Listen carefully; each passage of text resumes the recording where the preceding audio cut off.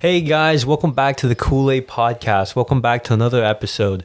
For today's episode, we're going to be discussing the Champions League win for Real Madrid, and then we're also going to be discussing Barcelona's transfer window. Let me introduce Alex.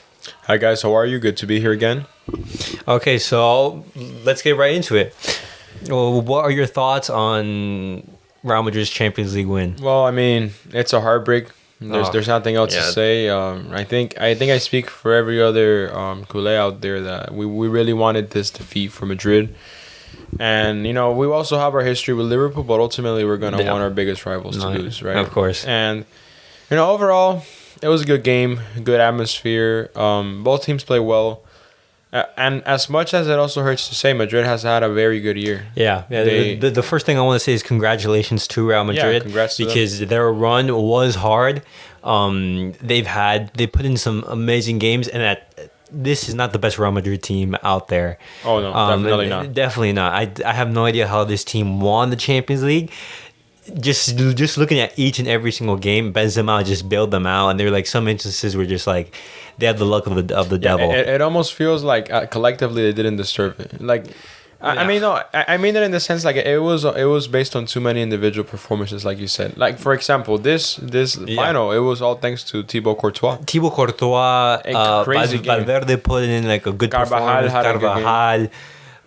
Benzema was a little quiet, not gonna lie. And Vini, although he scored, his game wasn't crazy either. No, I know, but that's basically Real Madrid. Real Madrid, even if they're not playing well, they know how to win. And this is the one thing that makes me completely jealous as a Barcelona fan is that if we don't play well, we don't win. Yeah, in the big moments, if we don't play well, we don't win. Yeah, and that's simple as that. They also, I feel like they have a good share of veterans that are already proven. Modric, Benzema, they have that mix. Kroos, Casemiro, and their summer is looking to be really good. You're looking at I think they're bringing in Rudiger. Right, yeah. They're bringing in Tchouaméni. I forgot. It's the Monaco midfielder. Yeah. I have no idea how to pronounce it. I know exactly who you're talking about. Tchouaméni, okay. I think. Something like that. Tchouaméni. Him, and now since Mbappe isn't coming, they have a huge load of money that they're going to be able to spend. They're going to be probably making smaller investments, but still, it's worrying, like you say, as a Barca fan, to see them building their squad, which is already a winning squad. It's already a team that has been proven and has beaten us. But it is an aging squad. That's my thing, though, and I think I'm not too worried about Madrid, although they are getting good transfers. We're doing the same, and a good thing about us is this season we didn't really play a lot of Europe, like a lot of European games. Like we got out of the Champions League relatively early, and then with Europa League, it's not like we were going on to the final. So our players are not as fatigued, and I mean that doesn't matter when the next season starts, but it's good. I think overall we finished at a good place, like how we discussed last week. There's a lot to be desired still, but none of us think this is the finished product, and we gotta give it time. So, I'm looking at it, and I also think our transfer window is gonna be very good as well. Sure, we're not getting Haaland, which was a big hope at the beginning, but we might get Lewa, and he's made it abundantly clear that he wants the move. Yeah, he does not want to be at Bayern. He's not saying take me to Barca right now, but he has expressed his love for Barca, and he has made it seem like the only option for him. We were talking about this earlier today. How Lewandowski recently spoke with. He recently did an interview away with the Polish national team, and he was basically saying my time at Bayern Munich is completely over. Like that story has ended. Looking for a new challenge. And Bayern remained firm that they don't want to sell Lewandowski. But why would Bayern keep a player that's unhappy? And the entire point of Lewandowski leaving is he's looking for a challenge. You go into Barcelona in the state that they're in now, it's a major challenge because they're not title favorites compared to in the Bundesliga. We know who's going to win that. It's an automatic just from the very start of the season. It's not to talk down on the German league. They produce a lot of good talents, but that's always been the thing with the Bundesliga. That if you prove yourself there to the other European leagues, you're not proving a lot, especially if you're doing it with a team like Bayern. Simply because it's how you're saying, like the competition is not very great. it's not as bad as say Ligue 1 with the French league, which is mainly just PSG, but it's still bad. It's just Bayern and Dortmund, and it is a challenge for him to leave. Not just it's definitely a challenge. And on top of that, Robert Lewandowski has aspirations for the Ballon d'Or. Right. No, and I know to deviate away from the conversation a little, he did deserve it in 2020. Like I can't think of someone who would say otherwise. No, of course. 2021, it was definitely Messi. But he was definitely the best player in that in the COVID year. In that year. But going back to what I was saying, and and when Robert says he wants a challenge, I don't think he just means it as in, let me get into a developing squad, a squad that's still not at a 100% and play well. He's also talking about, hey, let me play in a team with a lot of history, in a team with a competitive league.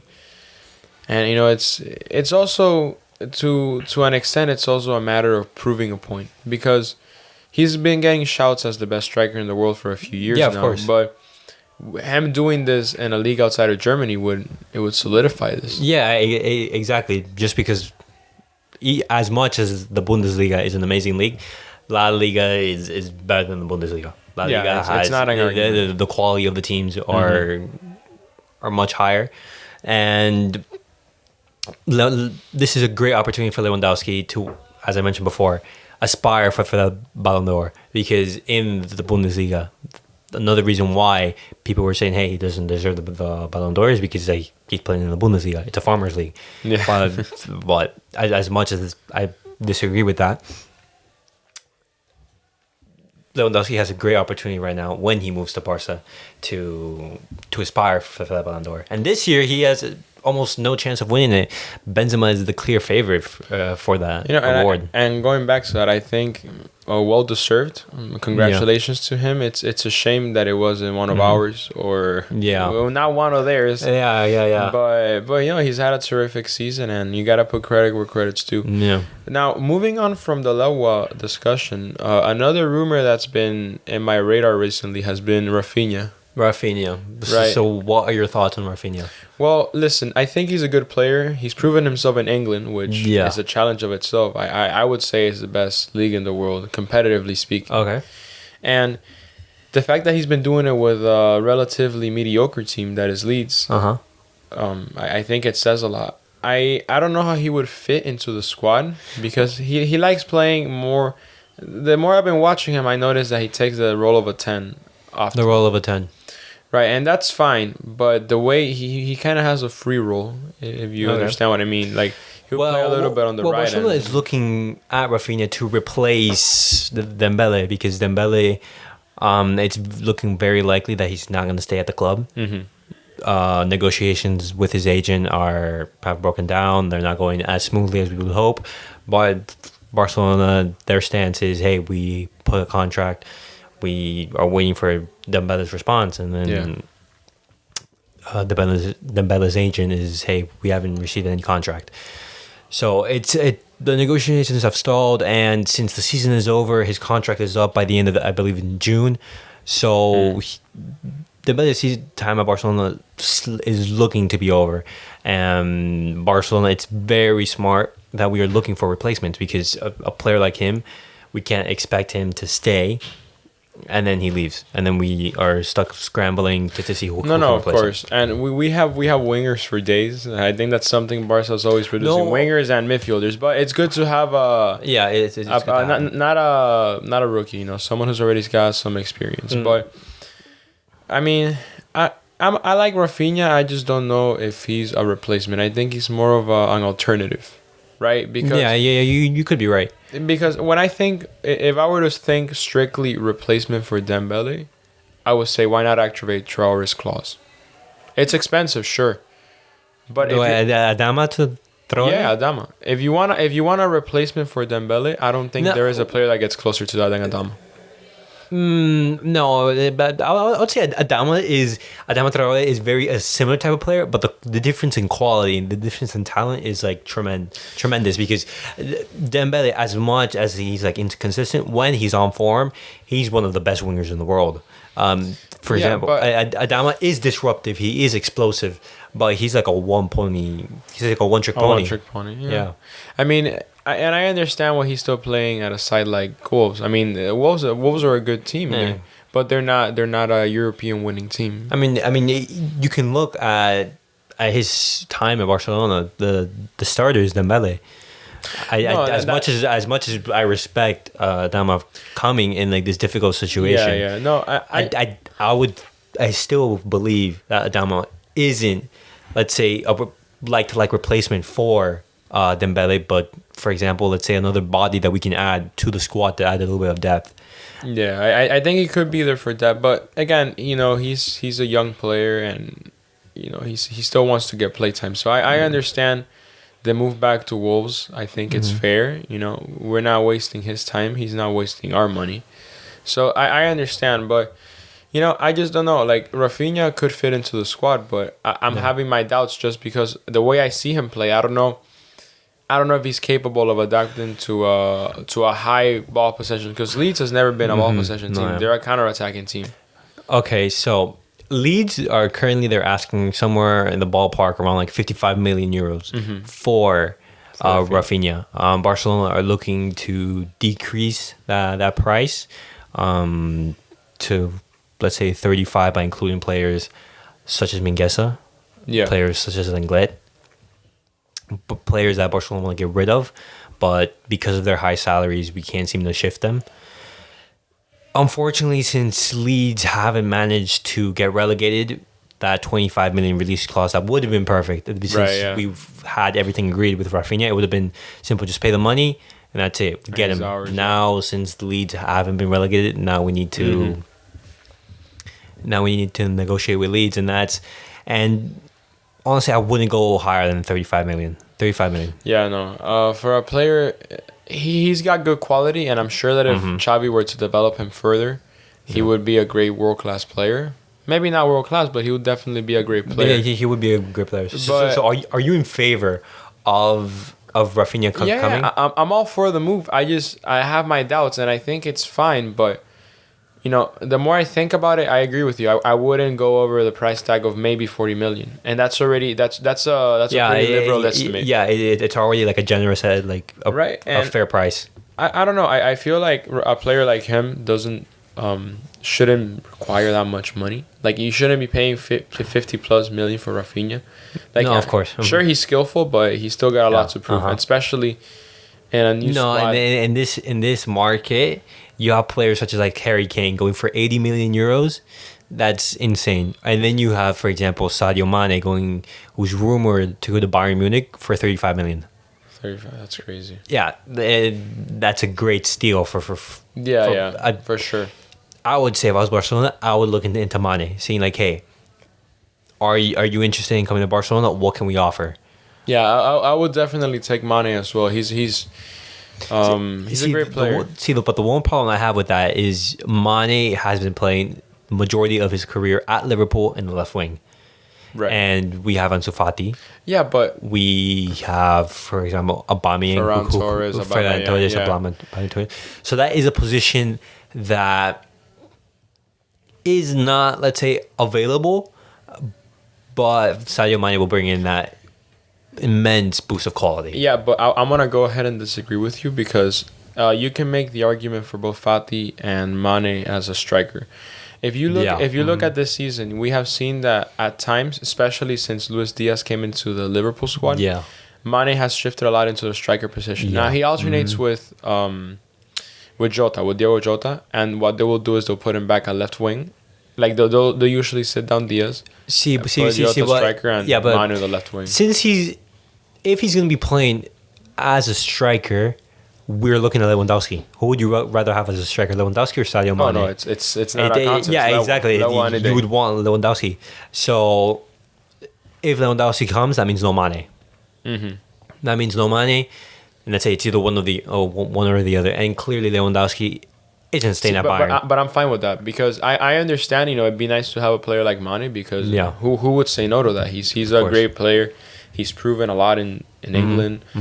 But it's one of those things where I really want Lewa, but he's not. Unfortunately, he's not our only weak spot. We have holes all over the team. I think. Okay. So when you look at the overall team, there are a lot of deadwood.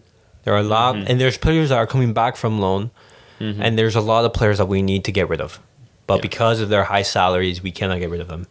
For example, Neto. We cannot have a goalkeeper that is being paid. For example, I believe he's on like 150K a week. So I think it's around that ballpark. Yeah, around that ballpark. Just to play, for example, 3 games in a year. That is unacceptable. Yeah. So, Neto, a player that we need to shift. When you look at the defense, you have Lenglet, you have Mingueza, you have Umtiti. Players who do not have the quality to play at this team or who are just not fit most of the time. Yeah, I mean, I think overall that we need to make some shifts in the team, as you said. We definitely gotta get some transfers. First up, if I were given the keys and they said, okay, you can transfer out some players, right out of the gate, I'm taking out Lenglet, Umtiti. I'm taking out Neto. Definitely. And I'll probably also take out Mingueza right away because they're not. Some of them have some potential, right? I think Neto could have some potential. Okay, so will Mingueza, but they definitely have to get traded. Okay, so we gotta get that money back. Okay. Example. But some of these players don't even want to leave. For example, Lenglet recently said, "Hey, I have a contract until 2026. I'm gonna fulfill that contract," and that makes it extremely tough for Barcelona because we can't get rid of these guys. Yeah. So and no other club is gonna come and say, "Hey, we're gonna pay you what Barcelona's paying you."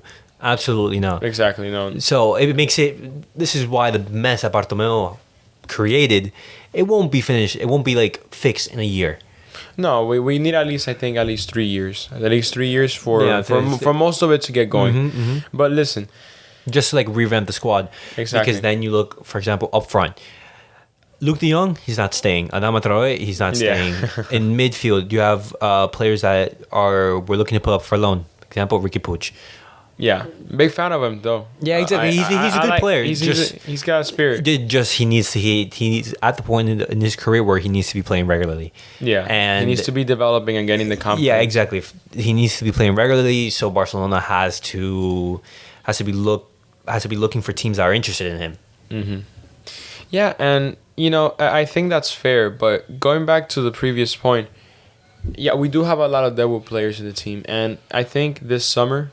Specifically, because we also have the January transfer window, but that's next. That's next year. That's that's mid-season. No, exactly. We need this is a huge summer because we cannot have another year where Barcelona's not competing for any trophies. No, and listen, with this current squad that we have, we could very well get past the group stage in the Champions League. We can get past the group stages, but as Barcelona are not in the business to get past the group stage. No, Barcelona's in the business. Barcelona exactly to compete for titles. No, and that's perfectly fair. But that's my point.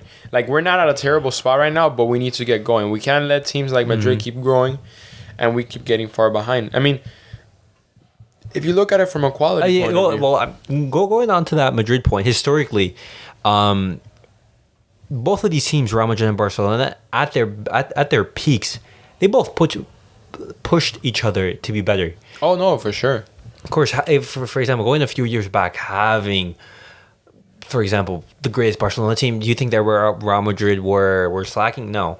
And then they won 3 UCLs in a row. Yeah, exactly. So this is why I'm hopeful that Barcelona get their act together, just because we want to keep a par, stay at the same level as Real Madrid. We don't want to fall behind. So this is why we have a huge transfer window up ahead. Yeah, and look, talking again about players that we need to be getting, I think in this transfer window it's essential. It's a must. Because the striker position seems to be getting filled. It looks more likely that we might get Lewandowski.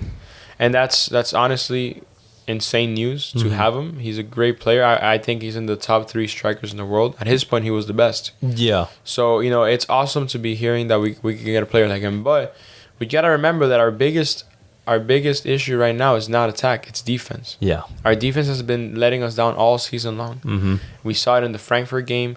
We saw it when we played in the Champions League. We see it throughout the season. Every now and then. Tough defeats. And we've been giving away so many penalties. Toward the end of the season, we gave away, I think, more than 5. Yeah, it's been really bad. And Barcelona recently have been rumored with Koundé.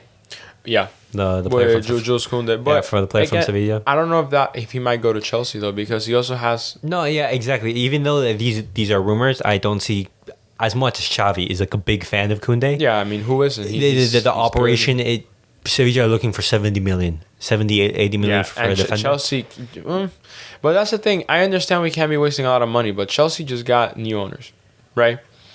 And I believe, they're in the process. And I just don't know if they can be taking care of stuff financially like that. I don't know if they can be making those transfers. Sure, if it's one player, maybe, but Chelsea is a very ambitious team. And I'm sure they'll be wanting more players because a lot of their squad is leaving. You know, we have been linked with Cesar Azpilicueta, with... are you in favor of, like, for example, players like such as Azpilicueta coming to Barca? I'm not against him. I'll tell you that much. It's not a player that I would say no to. It just depends on how the summer is going. It's also not a player I would buy right away, right when the summer window starts. It's someone I buy toward the end of it because I'll tell you why. He's always been a decent player. You know, he's always been good at Chelsea. He's played good for the Spanish team. But if I was going to say that Azpilicueta comes to Barcelona, I would like him to play the same role as, for example, Dani Alves is playing. Right. As he's a player who would give experience to the younger players, and he would be there as, for example, if we need to take some minutes off of Araujo or Eric Garcia, we bring him in. Or, for example, he can also play at right back. Yeah. For example, when Dest can't play. Mm-hmm. And that's the thing though. Like when I look at players like him and Marcos Alonso, I start thinking, you know, we have some options, right? Like those are I think the plan Bs. Yeah, exactly.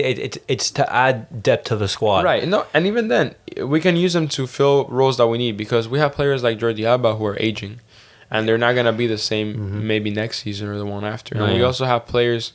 And we also have positions that need filling. Right back right now is a position that's a little ambiguous because, yes, we do currently have Dest, but that's one player. And Xavi needs to trust him more and give him the playtime so that he gets better. So It seems that the Mazraoui deal is off. Barcelona don't seem to be in the running anymore for him. It seems like a lock that he's going to Bayern. So when looking at that right back position, looking for next season, you have Dest and then you have the Dani Alves. You have those two. For the left back position, Marcos Alonso, he's been rumored recently for a low fee that he's going to be coming. Oh yeah, and a good player too. You know, I've seen him this season. Definitely a good player and attacking fullback. Do you think that he has enough quality to replace Jordi Alba? Yeah, absolutely. I don't know. So. I don't know if he'll be better, but as a start, he can definitely get some of what Jordi's doing. I mean, look, Jordi's already an old player, and as much as we love him, as much of a legend he is to the club, he's not the same he was 5-6 years ago. Yeah, and then you also have Kessie and Christensen who are pretty much a done deal, and they're coming to Barcelona. And I love the fact that we're getting Christensen because I'm a big fan of him. I've been watching him this season too in the Champions League and in the Premier League with Chelsea, and he's a good center back. You know, someone that didn't get as much playtime because Chelsea did have Thiago Silva and Anthony Rudiger, who are both excellent center backs. Yeah, they're amazing players. But Christensen's a good player too, and I think he will definitely bring some quality. And to pair him next to Araujo when Piqué isn't playing or when Piqué leaves. Yeah, Piqué had a really good season last season. Oh yeah, no, and we discussed this last time too. You know, especially given his age and all that he has been doing, he had a great season. But I don't know. I feel like Christensen is a good replacement right now. We should still look for another center back. I know. Definitely. When this last season started coming to an end, people were giving the idea maybe we can go for a high profile player like Matthijs de Ligt, which just say it's not economically. It's feasible. It's not feasible. Yeah, it's not feasible. It's on top of that, he has a contract with Juventus, so not only are you gonna have to pay Juventus a big transfer fee, and that's their star player. Yeah, you're also gonna look at the enormous wages of currently we can't handle that. Yeah, we currently can't handle that. And that's a reason why we haven't announced Kessie or Christensen. It's because of the margin in our salaries. We first have to trim down that wage bill a little bit further to be able to sign up more players. We have the money because we recently signed some major record deals and sponsorships. We have the money, just we need to decrease our salary to be able to abide by La Liga's super strict rules. And it pains me to see La Liga just handicapping themselves when we're the only league who's really like handicapping ourselves, who's just like who's putting us in such a terrible position. Because you have, for example, in England, where teams are allowed to spend enormous amounts of money, even teams that are fighting for relegation, teams like Everton who have paid enormous amount of money, Newcastle, you have PSG who's offering like a monstrous contract to Mbappe, sporting director, coach, player, Kylian Mbappe, and all these, and due to La Liga's very strict salary margin, we can't register these players. No, it's definitely a shame, and it's something that should be evaluated, because I understand, it's done with the intent of keeping things fair and keeping teams from overspending, which can also hurt them financially in the long run. But it's something that it's a good metaphor that you're using, that it's handicapping them, because it essentially is. It's restricting the league from growing. Because, and we're not the only teams that are suffering. For example, Valencia, they're looking to sell players like Gaia or Carlos Soler just because of their wage bill. It's not only affecting us; it's affecting the entire team. And before we make any signings for this summer, we need to get rid of these players. So as soon as, and thank God that we have Matteo Almeni. Yeah. Because without him, you saw the amazing work that he did in the January transfer window. Oh, yeah. Without him, it would be such a difficult position. In him, we trust. No, for sure. we do. And, it's also important to recognize Xavi's influence here, because Xavi's a coach that knows what he wants, and he knows how to get it.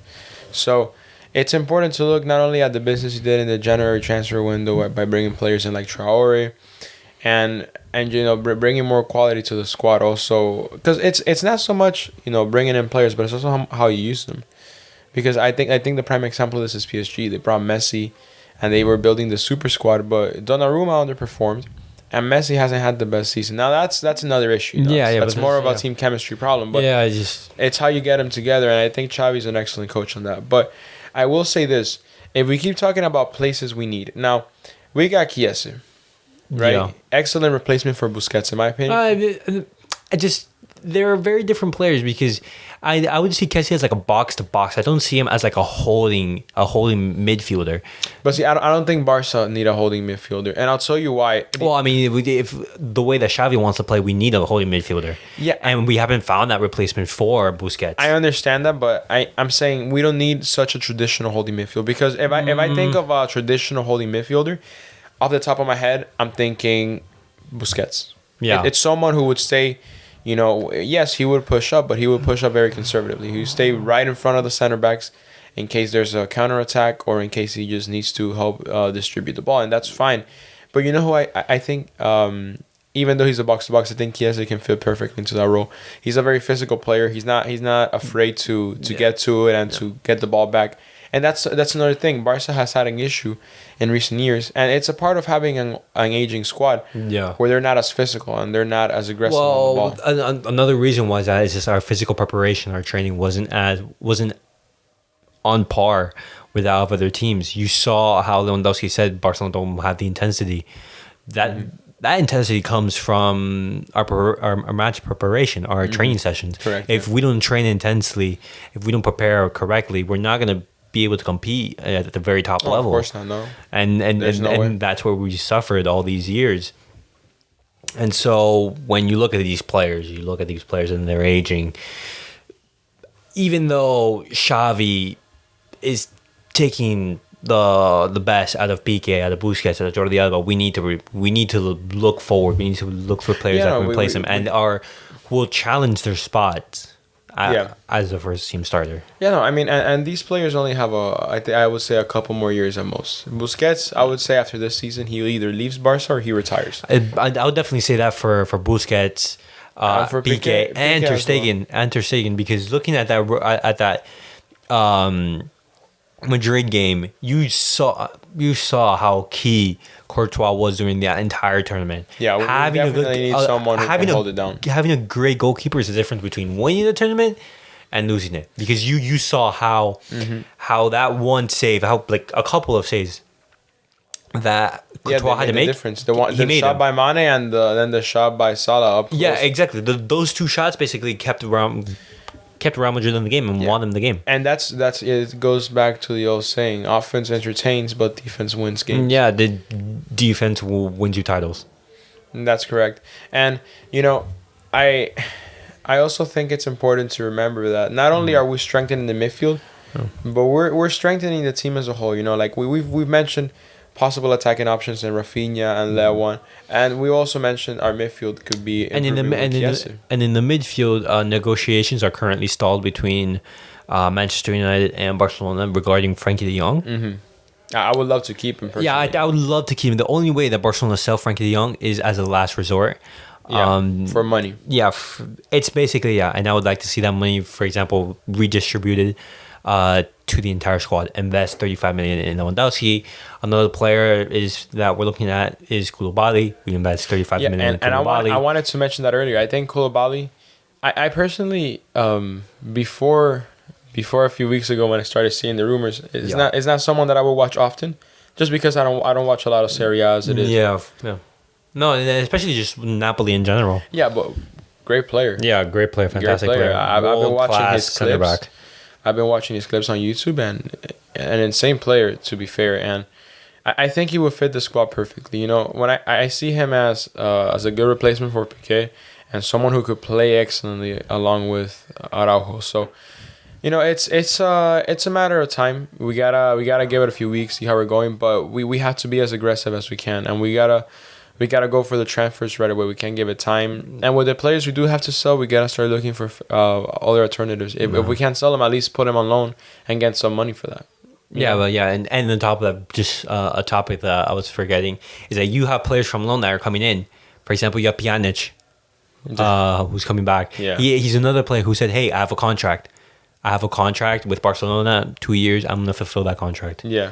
Massive wages. You have Alex Collado coming back from Granada. You have him an option for Xavi if Xavi decides to use him. I just think our squad has too many players we don't need. Like you were saying, we have a lot of deadwood. For sure, we gotta get rid of players like that. One player in particular, I believe he's also coming from loan, Trincao. I think he played very well with Wolves. We gotta give him a chance. Well, I would also, for example, look to factor in Trincao into the operation for Rafinha. Yeah, that's the other thing. I think the more I look at him, he could be a good replacement. Like I remember watching a few weeks ago, I was watching the game between Wolves and Chelsea. Yeah. Where I believe the score at the end was 2-2. Well, I believe that, it was a draw. It was a last minute draw that Cody scored a header. Trincao scored a beautiful goal. Yeah. Outside the box. Yeah, but he hasn't been playing that much for Wolves. No, but the thing is, when I've seen him, the few times that he has played that I've seen him, he's played amazing. Okay, yeah, but then well. Hey, we're looking for a starter. We're looking for players who are world class quality. Do you think that Trincao is a world class player?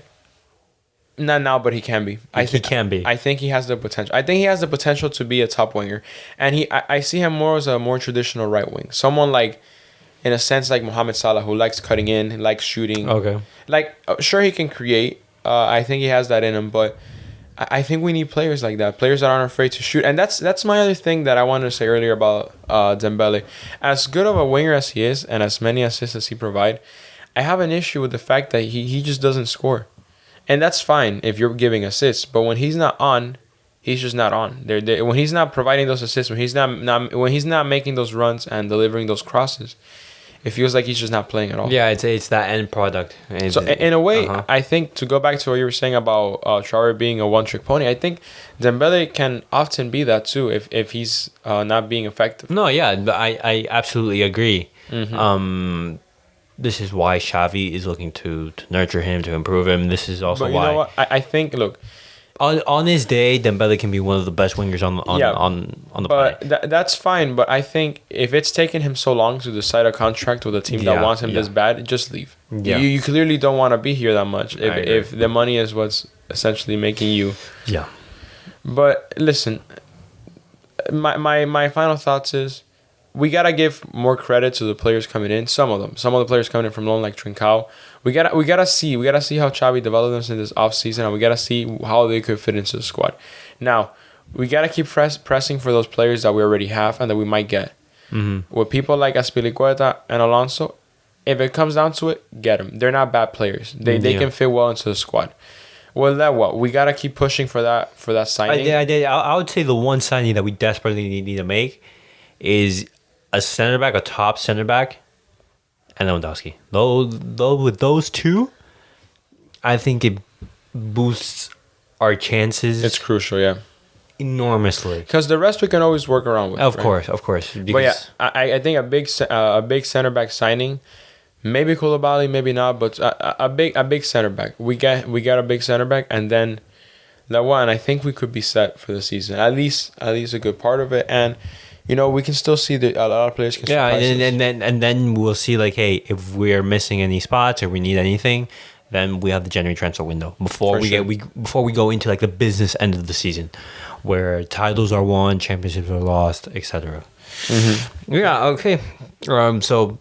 Were those your final thoughts? You want to say anything before we wrap it up? No, I mean, we just got to keep, I think, not just us that we make this podcast, but as fans, I think we got to be very active because a lot could happen in these upcoming weeks, Yeah, definitely. A lot can happen, and we just got to be on the lookout, keep researching, and keep seeing what the options are, because now there's a lot that we don't know and a lot that we do want to know. No, yeah, we have to have a lot of faith in Laporta and the work that the club is doing. Terrific work so far, by the way. Yeah, considering where we were before. Yeah, considering where we were, we only have uphill from here.